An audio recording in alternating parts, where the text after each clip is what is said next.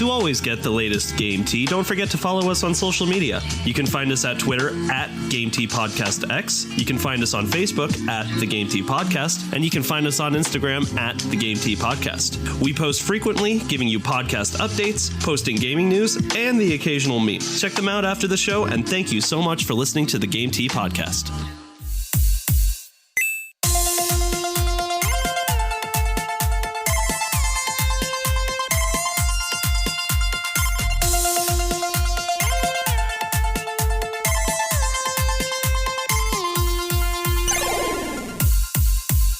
Hello, everybody, and welcome to another episode of the Game Tea Podcast. My name is JP. I'm Zach. And I'm Czar. Czar, welcome back, buddy. Yay! I'm here. So, I don't mean to jump the gun already here, but you said you had some crazy stories from the honeymoon, and Zach and I really want to hear them. Yeah, so as last week you guys mentioned, I was on my honeymoon, and my now wife and I went to Bar Harbor, Maine. Many people would know from the DLC Fallout 4 Far Harbor. Yeah, we went there in real life. And let me tell you, it was a doozy. We saw lighthouses. I ate lobster every night. We went to Acadia National Park. Our car got broken into. Nothing was stolen. We got to see the ocean. I puked blood. Okay, hold on. You're laying a lot. Hold up. Okay, someone broke into your car but didn't take anything? Yeah, so we were in Acadia National Park and we went to one of the tourist attractions called Thunder Hole. Turns out it's not exactly what it sounds like. Thunder Hole. It's just this little crevasse where the ocean waves pound into the rocks and it makes sound like thunder. And so we hung out there for an hour, just captivated by the sounds and the sights and the smells. And when we finally walked back to our car, the door was wide open. And we were pretty sure that we had closed the doors and locked the car, but luckily all of our stuff was in the trunk. And it being, a national park, I'm sure they only had 3 seconds to work with, didn't find anything, so they moved on. Maybe they just needed a place to sit for a few minutes. There is a lot of walking there. It's a lot of nature. That thunder hole sounds righteous. Thunder! Oh, it was. Okay, so that's the car breaking into story. What about the blood in the puke? What's that all about? Well, the day before we were supposed to come home, we had another beautiful lobster dinner. I got this lobster stuffed with crabs, scallops, mussels, and more lobster. It was God. Weird. It looked like they had split open a spider, like a water spider, and just stuffed it with goodies. Oh, it was delicious.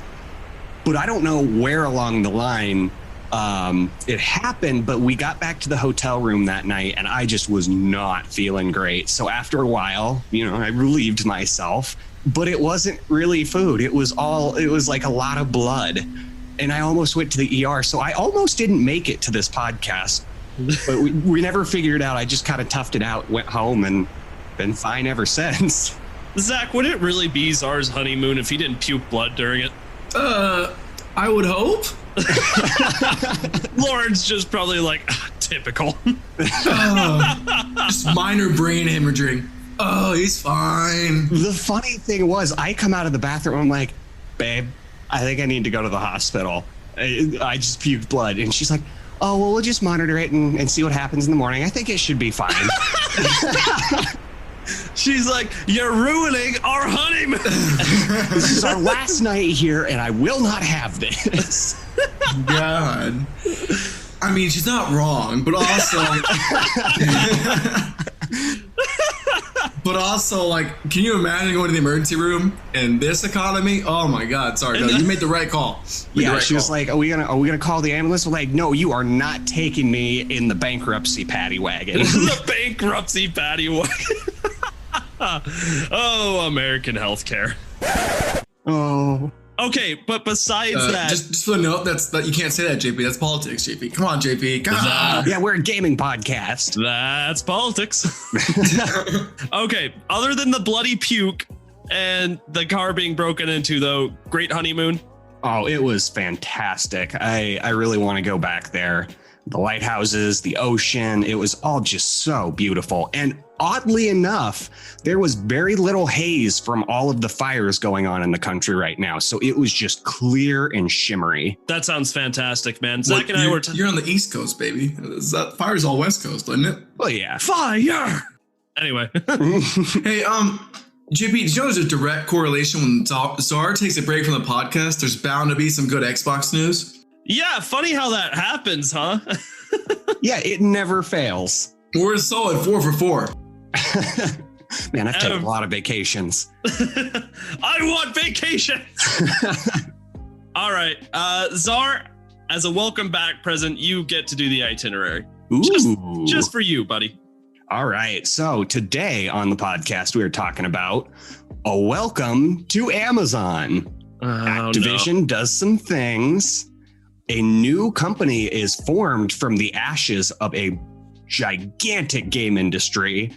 And of course, we got some big Xbox power moves on the way. Yeah, I did not see that coming. Yeah. The plot thickens. And then after that, we'll go into some game releases. All right. Article time? Article time, boys. And I think this first one belongs to me. It does. All right, so for this first one, this is coming to us from GameSpot, written by Steve Watts. Amazon introduces cloud gaming service called Luna. Amazon has unveiled its own cloud gaming service called Luna, which will use Amazon Web Services as its backbone. CNET reports the service is touting the ability to play anywhere, including iPhone and iPad. You can request early access to the service starting today. Boys, have we been here before? I feel like we've been here before. We absolutely have.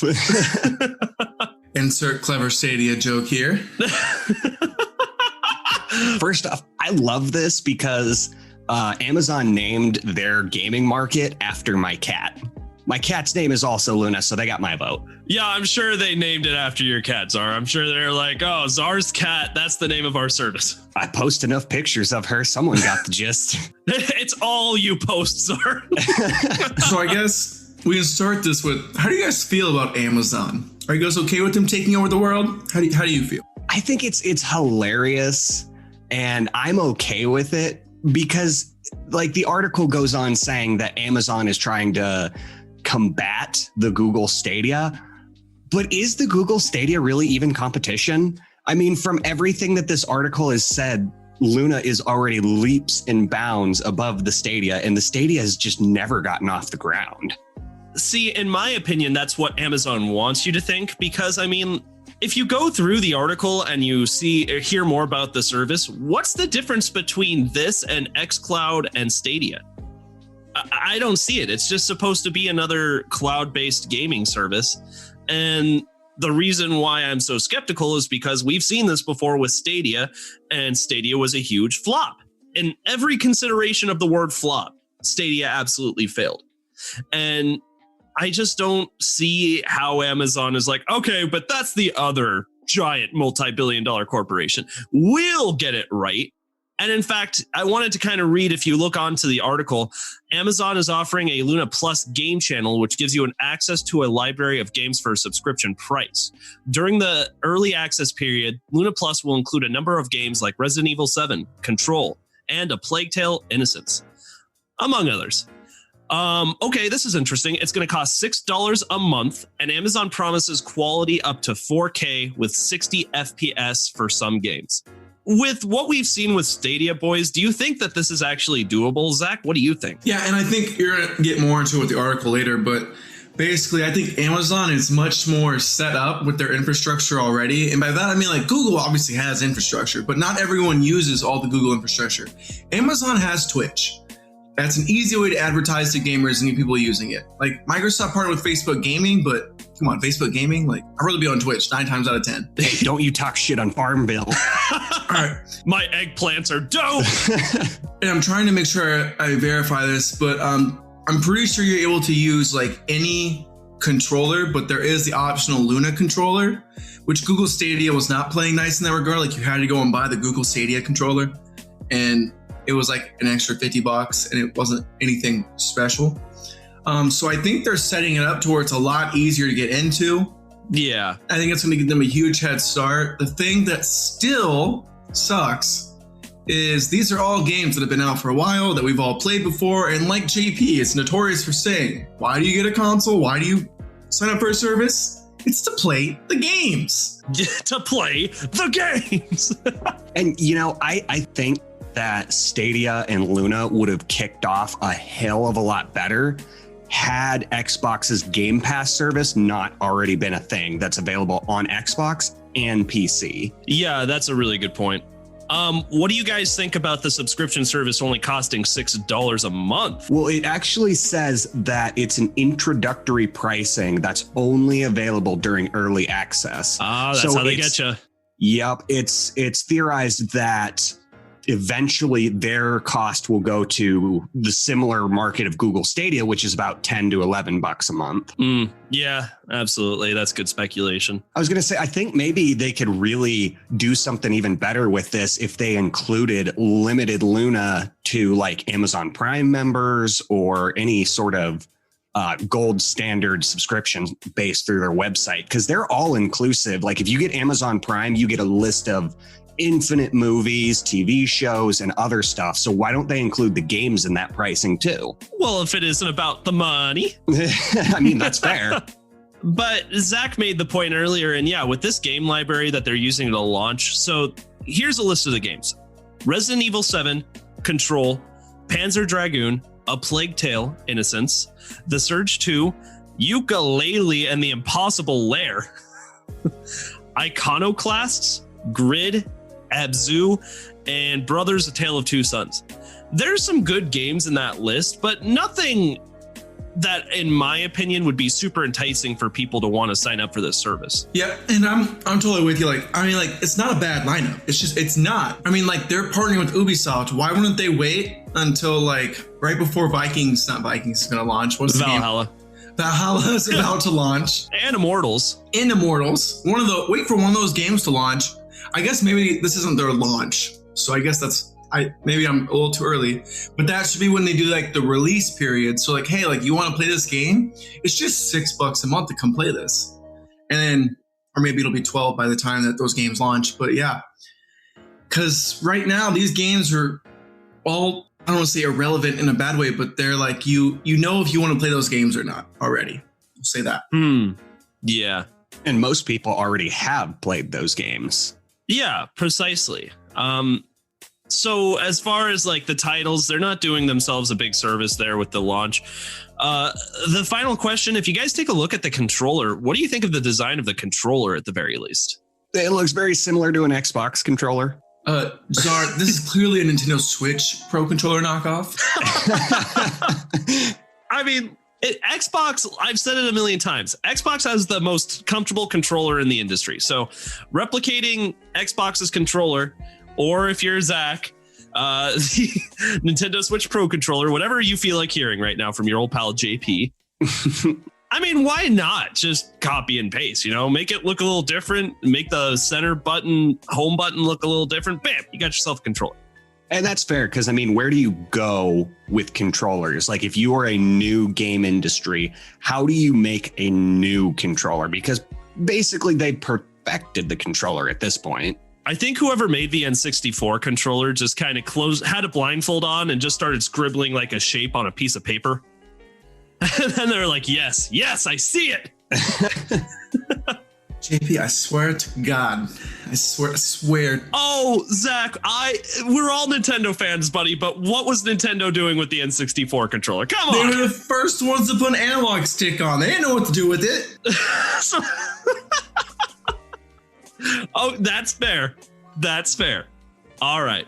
Do you guys have anything else to say about Amazon Luna before we get going? Yeah, I like the hardware. I like how it's compatible with stuff you already have. I like how it's Amazon, and like a lot of people already use Amazon all the time. And I like how it's going to be easy plug and play. I just don't like how there's not any big games launching with this. It's kind of my 2 final cents on it. Okay. What about you, Czar? I think Zach hit the nail on the head there. I mean, it's really missing that wow factor, and that wow factor is definitely the games. because they already improved on the Stadia's mistakes with the controller debacle. And like those, in my mind, are the two biggest issues with this subscription online based gaming service that you can have through your phone or anything, is controllability and the games. Mm-hmm. So they did one thing right, but I don't know who's to say on the other. Yeah, and that's absolutely true. And I mean, like, it's kind of a said and done thing at this point, you know, like when Google announced Stadia, which is pretty much this exact same product, just with a different coat of paint on it, everybody was ecstatic, really more to see where it was going to go and a little bit for the product itself. But I mean, like, my expectations are so low right now for how Luna is going to turn out. And I guess in a way, that's a good thing for Amazon, because it's like, if it flops, it's like, oh, I knew it. But if it does really, really well, everybody's going to be really surprised. And with that, let's move on to this next article. JP, you get to keep talking. Are you ready? Heck yeah.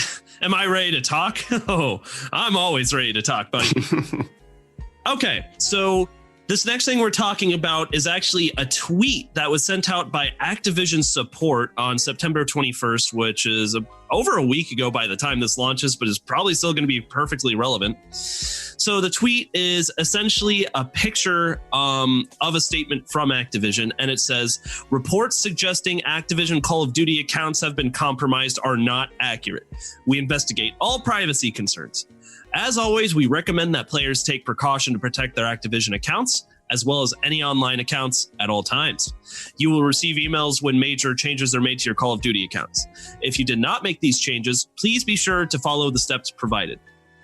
A couple of interesting points. First of all, Activision disabled comments for this tweet. Yeah. Did you? I didn't believe it at first, so I clicked on the comments, and only people who were tagged in the post, which was nobody, were allowed to reply. So I didn't even know that was a thing you could do, by the way. So that's already a little... I think you got to be Twitter verified or something like that. I don't know. So no comments allowed.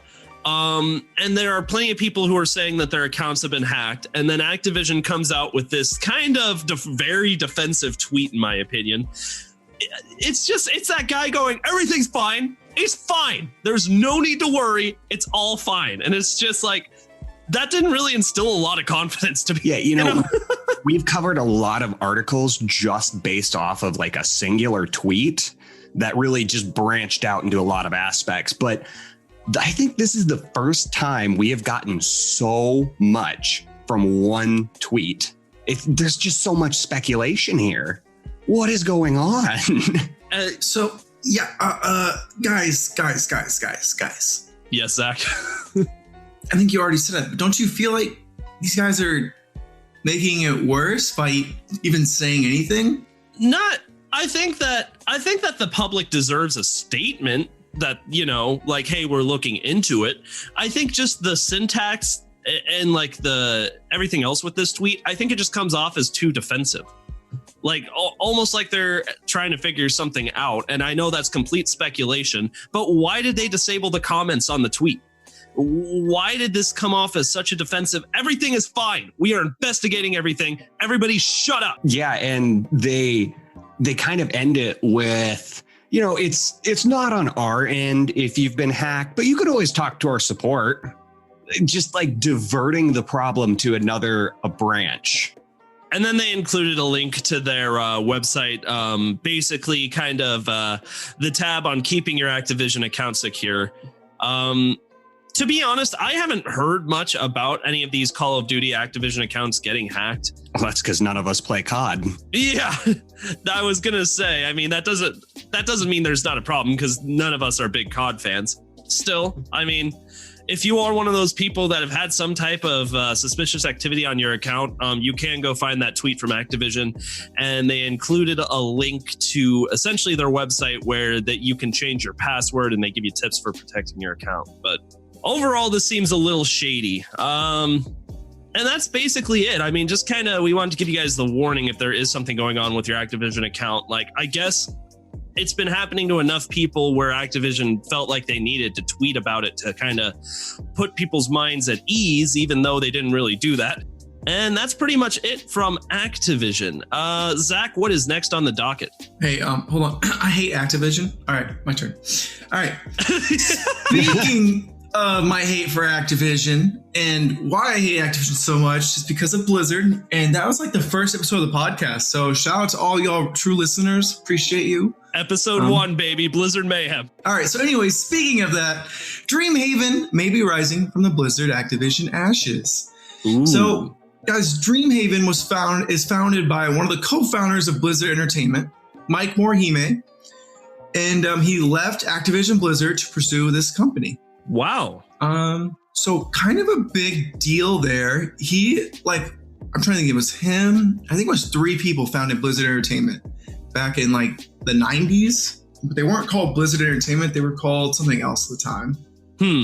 Anyway, so that's kind of a side tangent for another thing. But I think it's a pretty big deal because, guys, I hate what Activision did to Blizzard. Like the second those two fused together, we went from Wrath of the Lich King, World of Warcraft, StarCraft 2, and I'm trying to think, it's still Diablo wasn't really a thing. Diablo 3 was just starting to form. They just merged Activision. You could tell everything changed, guys. You could just tell money changed these developers. Money. Usually does. Right. And so to see one of these really big name guys leave that company and start his own kind of gives me a little bit of hope, probably a little too optimistic of hope. What are your guys' 2 cents on this? Not only did he leave himself, but he took a powerhouse of developers with him. So I don't know if you want to get into this or not, the difference in the 2 studios that they led. And the people who are heading those studios, because I actually looked into a little bit of the bio of each of those people and what exactly they've done. Yeah, so I guess I'll go ahead and do that. So there's 2 studios in this company. There's Secret Door, which is led by Chris Sagatti, Alan Dabiri, and Eric Dodds. And then there's Moonshot Studios, which is led by Jason Chase, Dustin Browder, and Ben Thompson. I really didn't get too much into these necessarily, like why there's each studios and why they're separate, Czar. But I do know each and every one of those guys, they're like either creative directors or producers on some of Blizzard's biggest projects. Dustin Browder and Alan Dabiri were heavily involved in Heroes of Storm. A lot of those guys were all in, like, because World of Warcraft was so big, a lot of them have all been in some shape or form involved in World of Warcraft.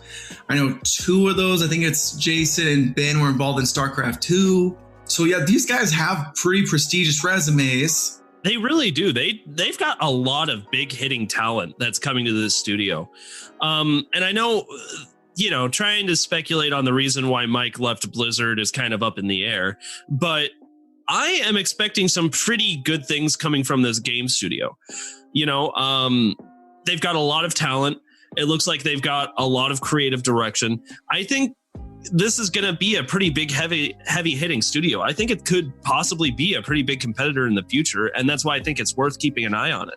Absolutely. So to put it into perspective, so from Moonshot, Shaez, I think was the guy's name. He was an executive producer at Blizzard Entertainment, led the Hearthstone team, senior director at EA, and before that led art teams for Walt Disney's game division. Yeah. And then this is still in Moonshot. Browder's 25-year career. He was a game director on StarCraft 2, Heroes of the Storm, Command and Conquer, and The Lord of the Rings. And this is all coming from the article too. Thompson was creative director on Hearthstone and the art director for World of Warcraft trading card game. And his additional credits are on Dungeons and Dragons and Magic the Gathering. Oh my God. Yeah. And then now on Secret Door's side, Sagatti was the executive producer, Hearthstone, StarCraft 2, Heroes of the Storm, as well as the lead producer on the original Warcraft 3. That's absolutely crazy. Yeah. And basically Dodds and Dabri, they were both like game directors, technical directors for the same games, Warcraft 3, StarCraft 2, Heroes of the Storm. But Blizzard just really lost a lot of big people. They did. And it's kind of their own fault, to be honest, them and Activision, that these people felt, like I said, I have no concrete evidence or data or like anything from any of these people on why they left their respective studios. But to be juggernauts in your industry and to leave and take people with you to go start a new company, I mean, there's got to be something going on behind the scenes there that's happening. Still, though, it doesn't matter. I'm very excited.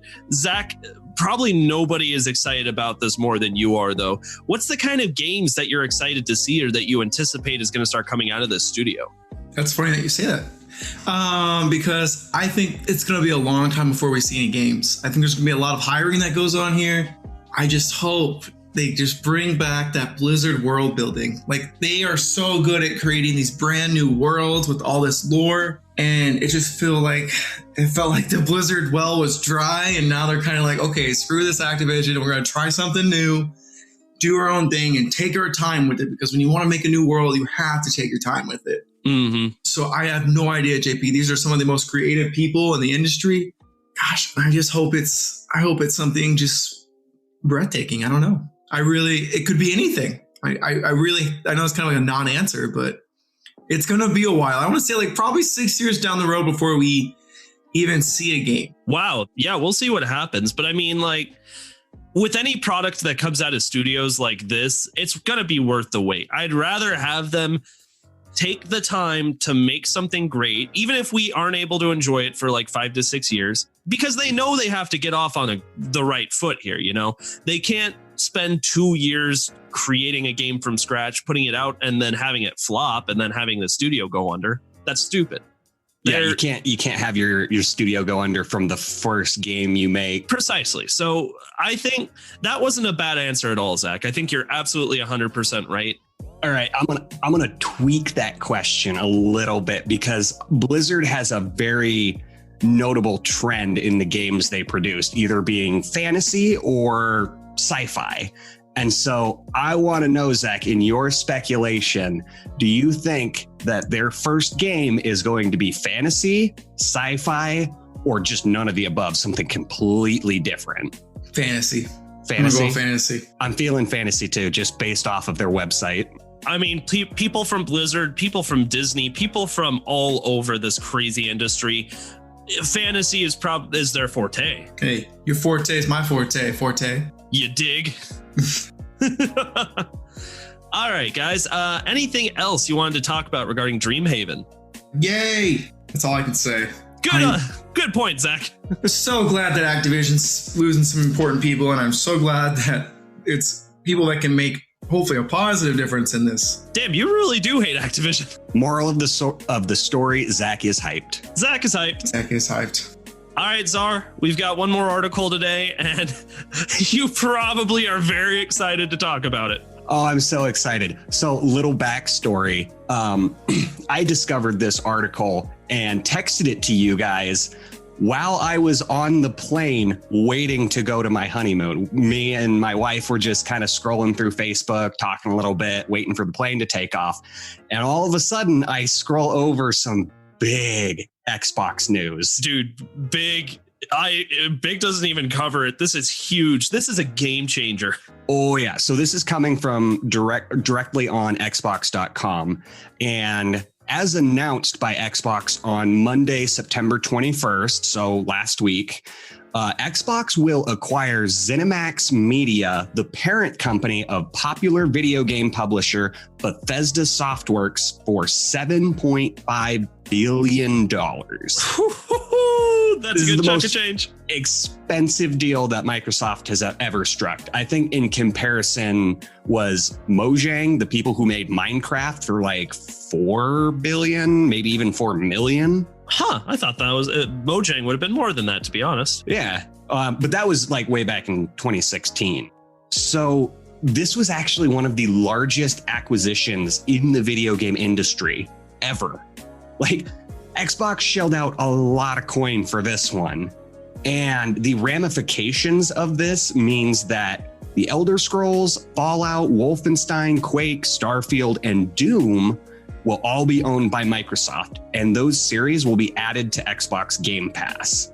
So when you boys asked me a few weeks ago, does Xbox have IPs? Do they have exclusives? Well, my friends, yes, they do.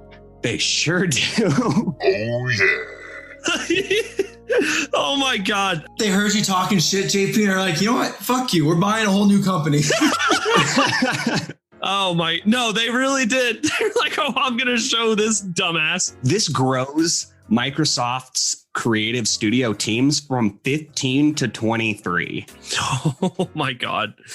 That's a lot of game studios. Bethesda is the most famous or infamous, depending on how you want to look at it, gaming companies in the industry. So Xbox acquiring this is huge, huge, huge, huge, huge, huge. And the fact that this is going to be added to Game Pass was already going to be outstanding. This, I'm speechless, guys. I am so speechless right now. Yeah, I don't think anybody expected this kind of a power move. And now I know what all of you PlayStation fanboys, JP included, are thinking. What's going to happen to our games? Well, I'm not worried about that at all. Well, maybe other people are. But Phil Spencer actually came out with a tweet and said to answer the question that is on everybody's mind, Xbox plans to honor the PS5 exclusivity commitment for Deathloop and Ghostwire Tokyo. And Bethesda, I think this was part of the deal for Xbox to acquire Bethesda, is that Bethesda already signed on to PlayStation for these exclusives, but it's going to make them timed exclusives. So the Xbox or the PlayStation won't have them as exclusives forever. And yeah, that's fair. That's but totally... this also comes to another note, continuing. Future Bethesda games will be on Xbox, PC, and other consoles on a case-by-case basis. So it's hard to say if Bethesda will make these decisions or if they'll come from Xbox directly, because Xbox could easily be like, oh, PlayStation wants the new Elder Scrolls or the new Fallout. Well, that's too damn bad. And why would they not do that? Exactly. It's a way to boost consoles, and everybody has been giving Xbox shit about exclusive titles. And now they got them, and now they get to decide. They have so much power here. They get to decide who gets what Bethesda games. And like, everybody loves a good Bethesda game. Speaking of good Bethesda games, when's the last time we got a good one, JP? Good is in the eye of the... That was a test. Doom Eternal was good. But before that, JP... Fallout 4? Yeah, I was going to say... 2011? 2012? Definitely not. Oh, definitely not. No, that was 2014. Was 14? Definitely not Fallout 76. No, Fallout 76. Or ESO. Elder Scrolls Online. Yeah, no, Elder Scrolls Online. That, I mean, if you're playing on PC, good for you. You made the right decision. Never bring an MMO to a console. You just can't. You're just going to have a bad time. You're just going to have a bad time. So do you get flashbacks of Rare acquisition here? Or do you feel like it's totally something different? I think I get those Rare flashbacks, but this is totally something different. And the difference is Xbox is going to use the shit out of Bethesda. Rare's kind of been sitting collecting dust for a while. They got a new game coming out and it looks fantastic, but like 10, 12 years, Rare hasn't made a game. Bethesda is going to be pumping out a lot of content for Xbox, I'm sure. Yeah, they've already built up such a great library from themselves, and Xbox is just like, hey, buddy, why don't you come play at the cool kids table for a little while? And I honestly thought that some of these Bethesda games were already on the Game Pass service, but I could easily be wrong there. I don't actually subscribe to Game Pass. It's too much anxiety for me. Oh, yeah, not with our backlogs. Too many games. I won't stop. Can't stop, won't stop buying games. So furthering this article, I had one big question on my mind throughout this whole thing, and that is this going to push Xbox to win the console war? And unfortunately, I feel the answer is no, it is not. Because this Bethesda deal is expected to be finalized during the second half of fiscal year 2021. And that's a direct quote from the article. Oh, okay. Yeah, the deal won't really affect immediate console sales. It's more of a quote long-term investment. Well, not to mention the fact that, I mean, like, it's great that Xbox is getting these huge titles via the acquisition of Bethesda, but nothing new. You know, these are games that have all been out for a little while.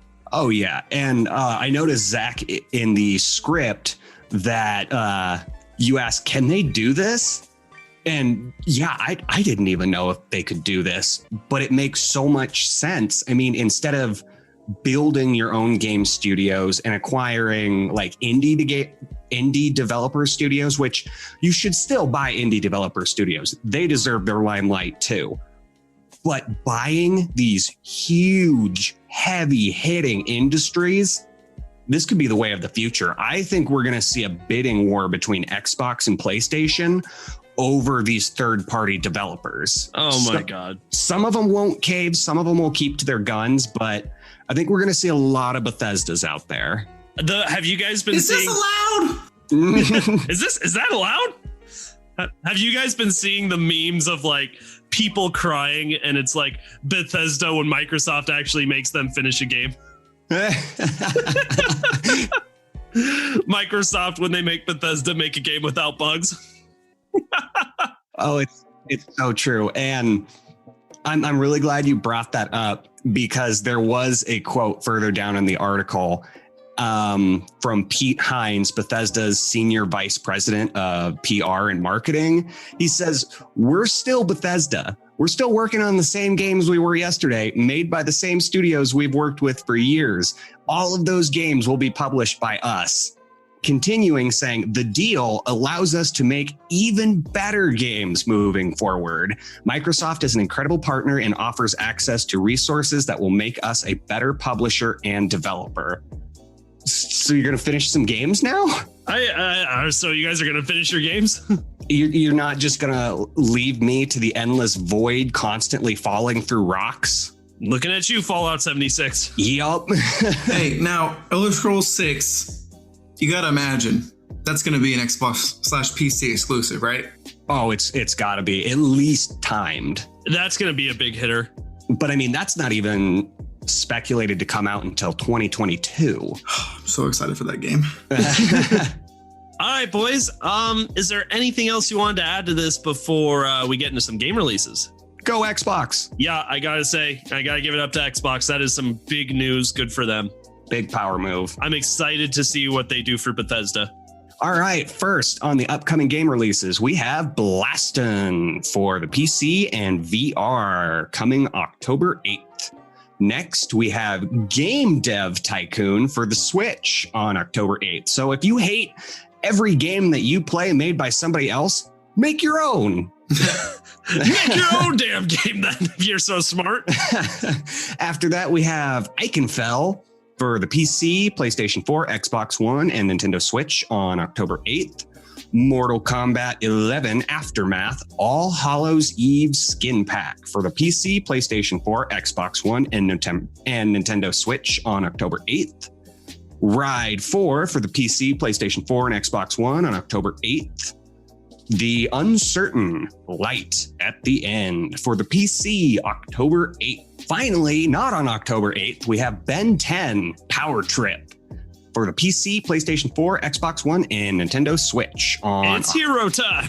It's hero time on October 9th. Also on October 9th, we have FIFA 21 for the PC, PlayStation 4, and Xbox One. And finally, we have the Survivalists for the PC, PlayStation 4, Xbox One, and Nintendo Switch on October 9th. I just realized, you know how I play the Happy Wheels music, or we play the Happy Wheels music every time we mention the Stadia? Well, now we're going to need a new tone for when we mention Luna. Just Bizarre's cat making a noise. I could record some sound effects from my cat. She grunts when she poops. That's it. That's what we want. That's the one. That's the sound, boys. Just going to hold up a microphone to her whenever she's at her litter box. You're kitty. All right. So we have one game to hype up. Yeah. Hey, I kind of cheated here. So yeah, I didn't like any of those games, so I just made one that we didn't get to talk about last time. So You cheated. I totally admit to cheating. And if you disagree with me, make your own podcast, and then we can be podcast buddies. Make your own damn podcast. It's Crash Bandicoot 4. It's about time. Coming to PS4 and Xbox One on October 2nd. Boys, this game was so hype. I can't wait to get my hands on it. I really wanted to show that I'm not a biased Nintendo fanboy, so we did Nintendo last week, and we'll do Sony and Xbox this week. Okay. All right, just stop scratching your neck, man. Crash Bandicoot 4, it's about time. It's coming to PS4 and Xbox One on October 2nd. The devious villains, Neo Cortex and Dr. N Trophy, have finally escaped their interdimensional prison, leaving an evil scientist-sized hole in the universe. Now they got their eyes set on not only simply conquering this dimension, but all dimensions. And it's up to Crash and Coco to save the day. And Sandy Beach is where Crash's adventures first started, and it's where it begins in Crash 4, but they have definitely been changes since players first saw it in Sandy Beach all those years ago. And throughout Crash 4, you'll notice changes to gameplay and even the art style. JP, I think you're right, man. Like, I'm excited for this. I can't wait for it to come out to the Switch in about 4 years, and I'm going to play it when it does. Did we ever figure out what the fourth mask was? Anyway. No, we didn't. But, okay, so the story of Crash Bandicoot games is like, okay, whatever. It's like, there's a villain. Go stop the villain. And you're, whoa! Platforming! Yeah, that's the whole story of Crash Bandicoot 4. Who cares? Watching the trailer, I see so many different kinds of mechanics that they're going to be using in this new Crash Bandicoot game. It looks like it's going to be fun. It looks like it's going to be challenging. It looks like it's going to make me want to pull my hair out. That's why I'm so excited for this game. There may be an evil scientist-sized hole in the universe, but when this game drops, there will be a controller-sized hole in your drywall. Well put. No, I'm serious. Like when Insane Trilogy came out, about 3 or 4 years ago now, right? I went through Crash Bandicoot 1, 100% of the game. Even the secret level that was released as DLC, 100% of the level, got the gem for like going through it without dying, which is incredible, by the way, that I did that, because the reason why that level was removed in the original Crash Bandicoot was because the game devs thought it was too hard. Are you some kind of masochist? Yeah, just a flex, just a flexing. Do you enjoy stress and pain? I must. I mean, he is my best friend, so yes. Oh, Zach. I need him as much as he needs me. I think, you know what, that's pretty true. We even each other out. I mean, honestly, I think so. There's something strangely relaxing about playing these types of games for me. Whether it's Cuphead or Getting Over It or Crash Bandicoot. The immense amount of stress that I feel as I'm trying to get through these levels just trumps everything that's going on in my actual life that's really important. And I don't know, there's something about that that's like relieving. Does that make sense, or am I psychotic? You just overstressed yourself to the point where your brain thinks it's relaxing, but really it's just frying itself. Well, living beyond 52 years old is overrated anyway. All right. And that's really what I'm excited for. I mean, I hate using the word gimmicks because it comes with a negative connotation.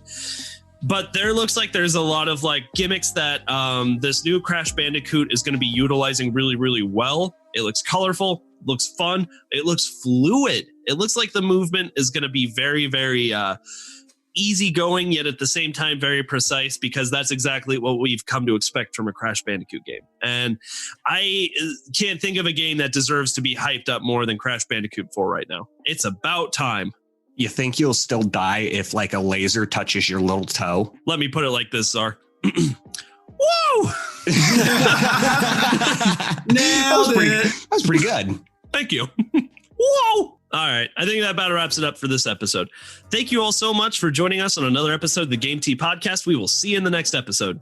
You just got your Game Tea. Bye! Thank you all so much for listening to this episode of the Game Tea Podcast. If you liked what you heard, why not follow us on social media? You can find us on Twitter at the Game Tea Podcast X. You can find us on Facebook at the Game Tea Podcast, and you can find us on Instagram at the Game Tea Podcast.